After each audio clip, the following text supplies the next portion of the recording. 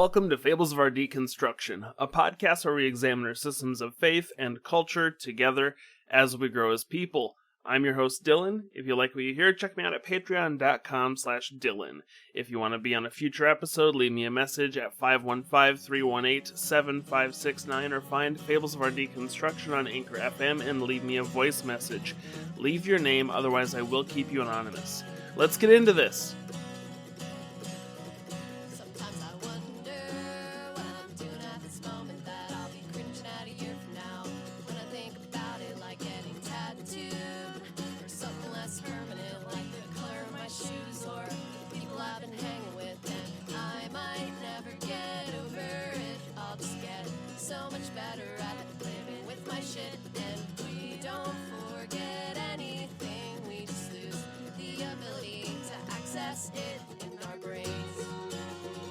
Wow, what a couple of weeks we've had. So we spent a bunch of time talking about Lucifer, and we dug into this bit of propaganda that I got from Ken Ham. Now, I really want to get through some of the other pieces, but I've had an interesting time in my life. Right now, I have been contemplating getting a part-time or even day job, and I had a long experience trying to figure out what would be right for me, and I'm still exploring that. So I spent a lot of time focused on that. I've cracked open Ken Ham's goofy book called Begin. I don't know if he wrote it, but he provided it, through the Creation Museum exhibit that I got to experience at the Iowa State Fair.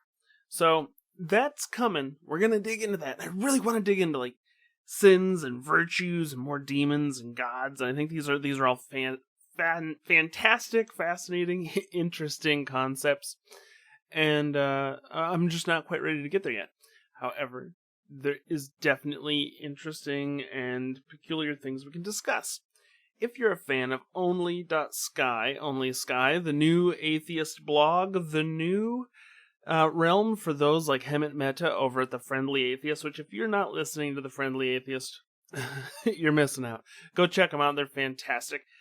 Recently over there that they made Hemant actually made a great article on the princess of pop music, Britney Spears, coming out atheist. Now, it seems that some of her information about being atheist has been deleted from her socials, and I understand that. It can be deeply challenging. I think that there's a really good conversation going on about how Britney's talking about her atheism. First thing I want to say is, she deserves her own privacy and her own will to say the things about herself that she believes in, agrees with, and wants to project into the world. However, the conversation has kind of evolved into, should we say I'm mad at religion or mad at Christianity, so that's why I don't believe? I think that's a really interesting point, because there's a lot of atheists in this world who will say that you have to go through the angry part first. You gotta be an angry, vitriolic atheist before you can move into being constructive. And I don't know if I really had the anger. I have angry moments. I'm not, generally speaking, an angry person. So perhaps I didn't have the angry atheist, period of my life, or maybe this is it, and I don't know. But I don't know if I agree with that concept that you have to be angry in order to come out of something. I think we do have to deconstruct. Obviously, this is what this whole podcast is about.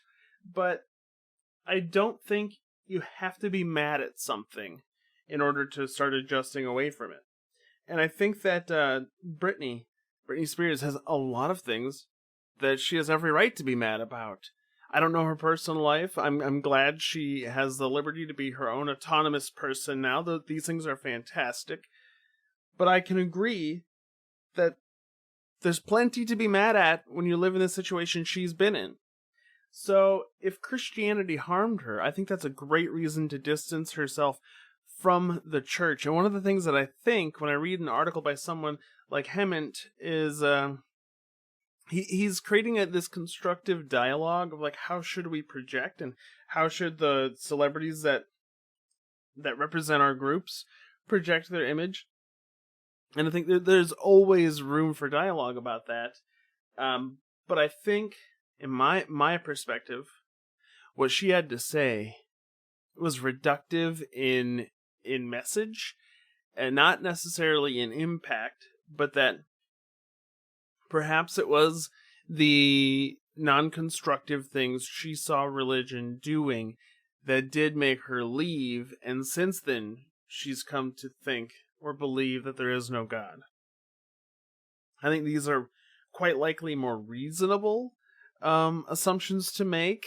I don't think Hemmett's necessarily wrong. I just wanted to throw in my 2 cents because I'm someone new in this realm. I'm not a celebrity, but I can kind of grapple with the am I angry? Am I just punching at the church? And this is definitely something that believers will throw at an atheist. So you're just mad at God. Oh, you still believe, you just have a grudge, or you just want to go sin, so you're saying these things to make yourself comfortable. I'm trying to throw Brittany a little bit of a benefit of a doubt, saying I don't think you're necessarily just mad. I think the madness, the anger that you felt or feel towards whatever religion has done in your life is justified and valid. But I think you have more reasons than just anger to come out atheist. That's my 2 cents anyway. So if you haven't followed that story, go check out Only Sky, go check out him, and tell him I sent you. Why not? And we'll see where we go from there. So the other thing I want to talk about is, while I've been gripped with decisions on like, what else do I want to do? Because, I'm an illustrator, and life is about chasing commissions. But what if life wasn't about chasing commissions? Well, I'm trying to make these decisions. I had a lot of time. I had time to watch TV. So my wife and I have been watching a lot of stuff. We watched all of Superstore in the last 5 weeks. It was a good experience. I liked the show. I could do a whole podcast on breaking down my thoughts and feelings on Superstore. But what we did this last weekend, literally yesterday on 9/11, on September 11th, 2022, we watched the entire 8-episode, 6-hour arc of The Devil in Ohio. And I gotta say, not for me. Yeah, I watched the whole thing. So clearly part of it must have been for me, right?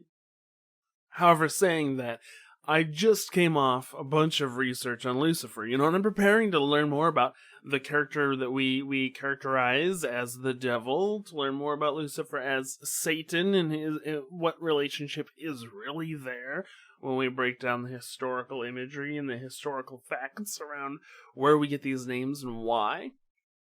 But we come into this show that leaves me thinking one thing and one thing only, especially as a Dungeons & Dragons fan, somebody who's been illuminated about the decade in which I was born, the 1980s. All I see in The Devil in Ohio is a light mystery wrapped in the desperate wrapper of satanic panic. I think that's really destructive to some degree, but at the same time I'm trying to figure out how is this show presenting itself to me, because at its best it feels like we're trying to stand up with the big guys. We want to tell a story that matches up with something like Midnight Mass. We want to make you raise questions about faith. We want to make you raise questions about the supernatural and what exists and why. And they're especially going through things like therapy, and so they're addressing concepts like trauma. There's a lot of big things going on. But pump the brakes. Before we get any farther, I want to mention, I cannot go on talking about The Devil in Ohio without telling you that I'm gonna spoil stuff. This is a spoiler-filled episode, because I really want to tear some of these things down and look at them a little differently and ask you, hey, what do you think? Am I bananas? Am I pushing too hard? Or do I have a valid concern? So pause the podcast right now, cut to the next episode, whichever you feel is best, if you still want to watch The Devil in Ohio without spoilers. I'm not going to tell you the whole story, but I am going to tell you things that happen, so this will break things down. Alright, you've had your moment, we're diving into this. It is Devil in Ohio. So ultimately the story is there's a satanic cult in Amon County, Ohio. This cult worships Lucifer. Immediately pings off in my brain. I know quite a bit about Lucifer now. Now, I'm not going to say I'm an expert. I'm not going to say that I'm an ancient religious philosopher, but I know some stuff. So let's see what they got to say. And they're like, Lucifer's the morning star. And I'm like, that's true. That's exactly what Lucifer is. Lucifer is indeed the light bringer when we look at the historical context of the Roman characterization of the star we know as Venus. Perfect. They got it. Nailed it. However, the show unravels that we're going to follow the story of a young woman named May as she's brought into a family that's the head of the household is Emily Deschanel, who you might know her from Bones, and she's taking in this child, this young woman, while at the same time being a trauma psychiatrist. Or, I don't know if they want to use the word psychiatrist or not, but she's a trauma specialist working as like a therapist or psychologist with people in a hospital. So this might be people who came off like an extreme accident, abuse, etc. She works with them. So she's taking in this individual who's been recovered, basically found by a truck driver. And it turns out that May has a lot of things embedded in her that you could argue are trauma. I'm not going to get into those definitions. I know that there's a lot going on with how trauma is used definitionally. I'm just going to tell you what they present. And so throughout this show, you're never sure, should you trust May? Should you dislike May? Is she trying to supplant other people in the family and take their places because she desperately wants to stay in Emily Deschanel's character's home? The character's name is Suzanne, by the way. She desperately wants to stay there. She doesn't want to go back to Amen County. She doesn't want to go back to the Satanists in the woods. And the show is going to beat you to death with just imagery we have seen since the Satanic Panic. There's crows, there's pentagrams, there's, weird altars and candles, knives, bondage, how dare you. And it perpetually spins this wheel of like, the devil is in there, the bad guys are there, they worship Satan. At the same time, they weave this small narrative that the Satanists, those who worship Lucifer, do so because when they turned to Lucifer from Yahweh, I think they literally say Yahweh, that Lucifer was like, hey, if you sacrifice people to me, I'll make sure your crops always grow. So they're basically like evil Amish, and they really want to paint you with this like evil Amish concept. They own the whole county. It's basically one big farm. All the major farm buildings make a pentagram in the entirety of the county. It takes up the whole thing. It's a big pentagram. It's the evilest thing you can possibly see. And the whole time I'm like, well, knowing the history of Lucifer that I know, Lucifer, especially as Lucifer, as the light bearer, never asked for sacrifices. So my first insulted feeling was, I'm learning about the ancient Near East, and I know that Lucifer's not a god that asked for sacrifices, so why didn't they pick a god that did? There's plenty of gods that did. And I may be working on conjecture here or bad information, but I'm pretty sure like Baal or Baal, however you want to pronounce it, that god liked sacrifices. And my wife made the argument that, hey, maybe these aren't good choices. Like maybe Lucifer's the best choice because people know who that is. People know who Satan is. But I'm like, people know who Baal is. We play D&D. Like and why can't we teach people about these deities? And you know what's even worse is I'm basically saying if that religion from thousands of years ago exists, then we should use them as a bad guy. But at the same time, I'm just feeling insulted that Lucifer's getting this rap. And so, it's sort of that thing where like once you, like I hear this from people who work in hospitals and see hospitals portrayed in film and like, that's not how that works. And I'm basically coming at it from this more illuminated religious standpoint. I'm like, well, that's not how that works. And the thing that they're basically doing throughout the series that I think they could have done way better is we're taking this secular family, putting someone who's deeply religious in there, someone who says a prayer at dinner time to Lucifer. We're basically teaching them that, well, if Lucifer's real, then Yahweh must be real. There must be a God. Because, quite frankly, in our reality, the people who believe in the devil are Christians.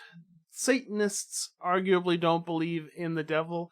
I know the Satanic Temple doesn't. And I've had interactions with the Church of Satan that says they don't necessarily believe in Satan either. So the interesting thing that we're grappling with while watching this show is that it's basically confirming Christianity. And I think they could have spent more time, like I said, developing that in the family if they wanted to be like, holy shit, God is real. But the thing that really gets me is towards the end of the series, they start revealing that other characters have tried to leave the cult. One of these characters who successfully left the cult is now a priest. And he basically says, well, the only one who can protect me is God.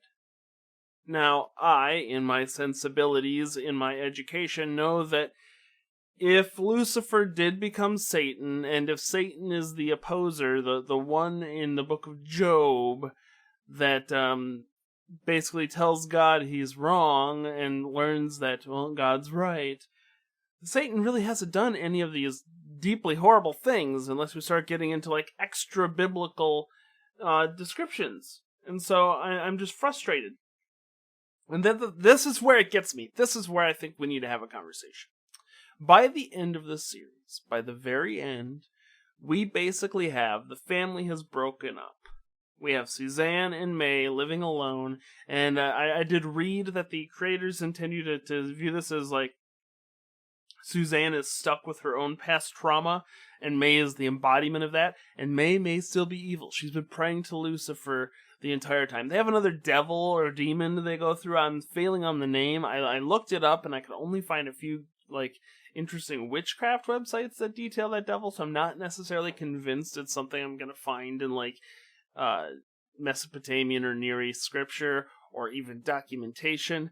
However, so it's like, is May still evil? We don't know. But what we eventually get to is the dad and the three daughters who already live in this house, who've all dealt with like weirdness with the cult and weirdness with May and possibly being supplanted by May. All of these things kind of come to a head, and we realize that like they're better off without their mother and wife and May in their house, and they sing a religious song at dinner. The entire time this show has gone on, they have said, oh, we don't say grace at dinner. We don't say grace before a meal. But now they do, and they encourage the actress is very talented, whoever plays the youngest daughter. An adopted character, by the way. She sings beautifully, but she sings this song, this hymn, basically, and then they begin their Thanksgiving meal. The whole show takes place over the course of a fall, maybe like 2-3 months tops. And that's where it kind of insulted me, because if we ripple out from this moment and like go back through the series, there's a lot of moments that basically say the only good religion is Christianity. And the part that even hit me harder is earlier on, there's a policeman character named Alex, who we could get into the fact that they didn't portray police in a way that I felt was realistic. But he interacts with somebody, I'm failing on who, but he's like, hey, that lawyer's a constitutional lawyer who's representing the Luciferians, and he represents people who want to ensure the separation of church and state. Am I right?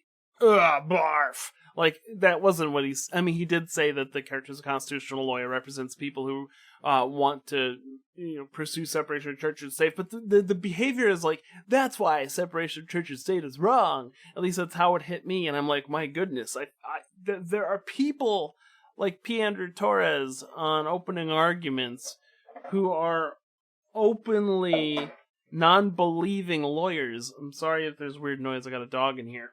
And then, like, Andrew Seidel, who's an atheist constitutional lawyer. And this show is basically saying those who defend the separation of church and state are upholding this evil.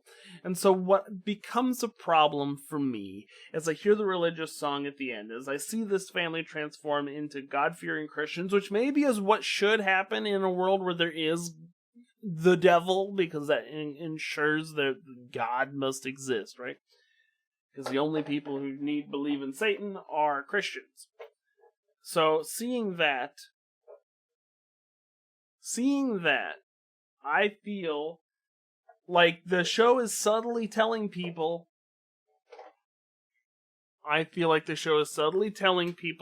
that things outside of Christianity are just as evil as these Luciferians that are highly unbelievable in the woods. The satanic panic style thing that's telling you that the separation of church and state to some extent is bad, and therefore anything that's not Christian, like Islam, Hindu, Buddhism, Jainism, anything else, is possibly as bad as the Satanists in the woods. It left me with a really bad taste, and not only did the show feel like a weird CW thing, it didn't hold up to the expectations I had for stuff that I've been watching on Netflix recently, so I was pretty disappointed in that respect. But it left me really wanting to talk about it, so here we are with a whole episode on it. I would love if you've got an opinion, if you've watched it, if you think I'm just flying off the handle, great. It's just, I'm coming through all of this deconstruction. I'm trying to be constructive. I'm trying to be positive. And immediately I watched something that I felt would give me insight to how the world looks at demons. And suddenly here I am very upset at it. So I don't know how to go with that. But I would love to hear from you. So reach out to me if you want. You can always shoot me a message at Anchor FM or just, comment on something and let me know. Because, goodness, I've never asked for so many freaking comments before, but I want to know if I'm, way in the wrong here.